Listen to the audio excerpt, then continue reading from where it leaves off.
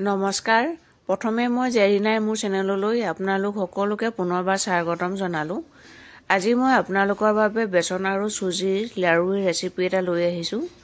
একেবাৰে সহজ বনাবলৈ, খাবলৈও কিন্তু বহুত বেছিকৈ ভাল লাগে। সদায় হোটেলৰ পৰা আনি খাই থকাতকৈ ঘৰতো এনেকৈ কেতিয়াবা খাই চাবচোন।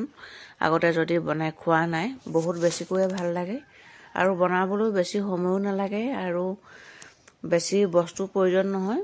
আহকচোন তেনেহলে বেছি দেৰি নকৰো, ভিডিঅ'টো আৰম্ভ কৰো। বেচন আৰু চুজি লাড়ু বনাবৰ কাৰণে মই এটা বাটিত প্ৰথমতে চাহ খোৱা কাপেৰে 1.5 কাপ চুজি লৈ লৈছো আৰু সেই একেটা কাপেৰে 1.5 কাপ বেচন লৈ লম। আপোনালোকে লাডু যিমানটো পৰিমাণত বনাব বিচাৰে সিমানটো পৰিমাণতে ইনগ্ৰেডিয়েন্টছ বিলাক লৈ লব। মই বাটিটোত 1.5 কাপ চুজি আৰু 1.5 কাপ বেচন লৈ ললো। এতিয়া ইয়াতে 4 চামুচ ঘিউ দিব লাগিব। মই চুজিখিনি সৰু সৰু চুজি ব্যৱহাৰ কৰিছো। আপোনালোকে যদি ডাঙৰ চুজিটো লয় তেনেহলে মিক্সিত পিছি লব। মই 4 চামুচ ঘিউ দিলো। এতিয়া এইখিনি ভালকৈ সানি লম। ঘিউখিনি ভালকৈ বেচন আৰু চুজিৰ লগত সানি লৈছো।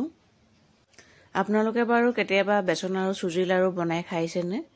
যদি খাইছে কমেন্ট কৰি জনাবচোন আৰু যদি নাই খোৱা এবাৰ বনাই খাই চাব আৰু কেনেকুৱা পালে খাই মোক কমেন্ট কৰি জনাব। 5-6 মিনিট মান মই ভালকৈ সানি ললো। ভালকৈ সনাৰ পাছত হাতখনেৰে মুঠি মাৰি চাব। যদি এনেকৈ মুঠি বান্ধে তেনেহলে সিমানটো পৰিমাণলৈকে সানি লব। যদি মুঠি নাবান্ধে তেনেহলে আৰু অলপ ঘিউ লৈ লব।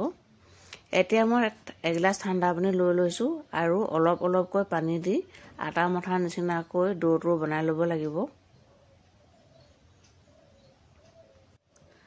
ডোটো বনাওঁতে আপোনালোকে গৰম পানী নিদিব, ঠাণ্ডা পানী লব আৰু আটা মঠাৰ নিচিনাকৈ মঠি লব। অলপ অলপকৈ পানী দিব কাৰণ বেছিকৈ পানী নালাগে। একেবাৰতে পানী ঢালি দিলে সৰু হৈ যাব, তেতিয়া ডোটো বনাবলৈ অলপ অসুবিধা হৈ যাব। এয়া মই বনাই ললো। ইমানটো জোখলৈকে বনাইছো, বেছি টানো কৰা নাই আৰু বেছি ঢিলাও কৰা নাই। এতিয়া মই হাতেৰে গোল গোল কৰি মুঠিয়া বনাই লম। মুঠিয়াবোৰ বেছি ডাঙৰো কৰা নাই আৰু বেছি সৰু কৰা নাই, মিডিয়াম সাইজতে কৰিছো। মুঠিয়া কৰি মই গোটেইখিনি হৈ গৈছে। এয়া মই একেটা সাইজতে গোটেইখিনি মুঠিয়া কৰি ললো। এতিয়া মই গেছৰ ওপৰত এখন কেৰাহী পাতি দিছো। কেৰাহীখনত ৰিফাইন তেল দিছো আৰু তেলখিনি অকণমান গৰম হোৱাৰ পাছত মুঠিয়াখিনি ফ্ৰাই কৰি ল'ব লাগিব। এতিয়া মই গেছৰ ফ্লেমটো একেবাৰে লো কৰি ৰাখিছো। যেতিয়া অলপ অলপ উতলি আহিব তেলখিনি তেতিয়া মই গেছৰ ফ্লেমটো মিডিয়ামলৈ আনিম। এয়া তেলখিনি উতলিছে, তাৰমানে মুঠিয়াখিনিও তলৰ সাইডটো সিজি গৈছে। এতিয়া মই গেছৰ ফ্লেমটো মিডিয়ামলৈ আনিলো আৰু মুঠিয়াবোৰ উল্টা কৰি দিছো, যাতে তলৰ সাইডটো ওপৰলৈ দি দিছো আৰু ওপৰৰ সাইডটো তললৈ দি দিছো, তেতিয়া সহজে ধুনীয়াকৈ সিজি যাব। এইখিনি ভালকৈ লুটিয়াই দিয়াৰ পাছত মই ইফালে গেছৰ ওপৰত আৰু এখন কেৰাহী পাতি দিলো। তাতে মই 1 চামুচ ৰিফাইন তেল দিলো আৰু ৰিফাইন তেলৰ সলনি আপোনালোকে ঘিউ দিব পাৰে আৰু কেইটামান বাদাম আৰু কিচমিচ ফ্ৰাই কৰি লৈছো। ড্ৰাই ফ্ৰুটছ দিয়াটো অপচনেল হয়, আপোনালোকে যদি ইচ্ছা নকৰে তেনেহলে নিদিবও পাৰে। মোৰ ওচৰত আছিলে বাবে মই দি দিছো। এইখিনি ফ্ৰাই কৰা হৈ গ'ল। এতিয়া মই প্লেট এখনলৈ উলিয়াই লম। ইফালে মুঠিয়াবোৰো আৰু এবাৰ উল্টা পাল্টা কৰি দিছো যাতে ভালকৈ সিজি যায়। এনেকৈ ফ্ৰাই কৰিলে মুঠিয়াবোৰ ভিতৰলৈকে ধুনীয়াকৈ চুজি আৰু বেচনখিনি ধুনীয়াকৈ সিজি যাব। গেছৰ ফ্লেমটো একেবাৰে প্ৰথমতে বঢ়াই নিদিব, তেতিয়া বাহিৰখন ৰঙচুৱা হ'ব আৰু ভিতৰখন নিসিজিব। এয়া মোৰ ধুনীয়াকৈ ফ্ৰাই হৈ গ'ল। এতিয়া মই প্লেট এখনলৈ উলিয়াই লৈছো আৰু গেছৰ চুইচটো অফ কৰি দিম।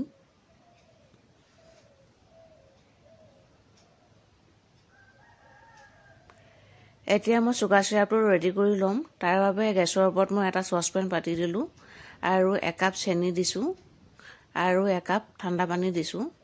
একাপ মানে একাপতকৈ অকণমান কম, এআঙুলমান কম হ'ব।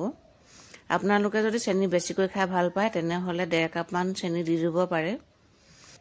3 কাপ চুজি আৰু বেচন আছিলে বাবে 1.5 কাপ চেনি ল'বলৈ কৈছোঁ। তাতকৈ কিন্তু বেছিকৈ নল'ব, বেছিকৈ মিঠা হৈ যাব। মই মিঠা বেছিকৈ খাই ভাল নাপাওঁ কাৰণে কমকৈ লৈছোঁ। আৰু চুগাৰ চিৰাপখিনি উতলাৰ পাছত অলপ চামুচ এখনত লৈ চাব আৰু এনেকৈ সৰু তাৰা এডালৰ নিচিনা হ'ব লাগে। এতিয়া মই গেছৰ চুইচটো অফ কৰি দিলোঁ। ইফালে আমাৰ মুঠিয়াখিনিও ঠাণ্ডা হৈ গ'ল। এতিয়া মুঠিয়াখিনি মই সৰু সৰু টুকুৰা কৰি লৈছোঁ। সৰু সৰু টুকুৰা কৰি মই মিক্সিত গ্ৰাইণ্ড কৰি ল'ম। সৰু সৰু টুকুৰা কৰি দিলে সহজেই মিক্সিত গ্ৰাইণ্ড হৈ যাব, সেইকাৰণে মই সৰু সৰু টুকুৰা কৰি লৈছোঁ। আপোনালোকেও এনেকৈ সৰু সৰু টুকুৰা কৰি মিক্সি বাতিটোত ভৰাব, তেতিয়া সোনকালে গুড়ি হৈ যাব।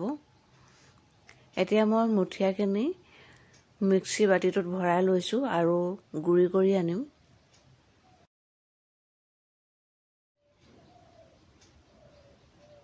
এয়া মই লাডুৰ কাৰণে একেবাৰে কোমলকৈ আৰু মিহিকৈ পিচি আনিলোঁ। এতিয়া এটা বাতিলৈ উলিয়াই লৈছোঁ।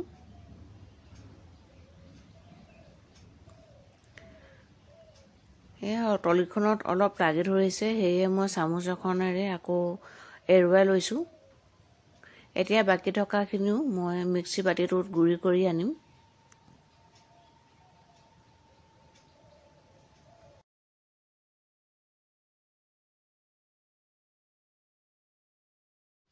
বাকী থকাখিনিও মই গুড়ি কৰি আনিলোঁ আৰু বাতিটোত লৈ লৈছোঁ। এয়া তলিখনত অলপ লাগি ধৰিলে আগৰ দৰে মই চামুচখনে এৰুৱাই ল'ম। এতিয়া মই আগতে ফ্ৰাই কৰি ৰখা বাদামখিনি আৰু খিচমিচখিনি দি দিছোঁ আৰু ভালকৈ মিক্স কৰি লৈছোঁ। মই পুনৰ কৈছোঁ, ড্ৰাই ফ্ৰুটছ দিয়াটো অপশ্যনেল হয়। আপোনালোকে যদি লাইক কৰে তেনেহ'লে দিব পাৰে আৰু যদি লাইক নকৰে তেনেহ'লে নিদিবও পাৰে। এতিয়া মই সৰু বাতি এটাৰে শুকান নাৰিকলৰ গুড়ি এবাতি দি দিছোঁ আৰু ভালকৈ মিক্স কৰি লৈছোঁ। শুকান নাৰিকলৰ গুড়ি দিয়াটো অপশ্যনেল হয়। আপোনালোকে যদি পচন্দ নকৰে তেনেহ'লে নিদিবও পাৰে। মই ভাল পাওঁ বাবে দি দিছোঁ। এতিয়া চুগাৰ চিৰাপখিনি অলপ অলপকৈ দি মঠি লৈছোঁ। চুগাৰ চিৰাপখিনিও আপোনালোকে একেবাৰতে সৰহকৈ ঢালি নিদিব। চুগাৰ চিৰাপখিনি ঢালোতে একেবাৰে গৰম চুগাৰ চিৰাপ দি নিদিব, তেতিয়া লাড়ুটো খাবলৈ বেয়া হয় আৰু ভালকৈ নুঠে। চুগাৰ চিৰাপখিনি একেবাৰে গৰমো হ'ব নালাগে আৰু একেবাৰে ঠাণ্ডাও হ'ব নালাগে, কুহুমীয়া হৈ থাকিব লাগে। এয়া মোৰ ধুনীয়াকৈ চুগাৰ চিৰাপে জোখৰ হৈ গৈছে।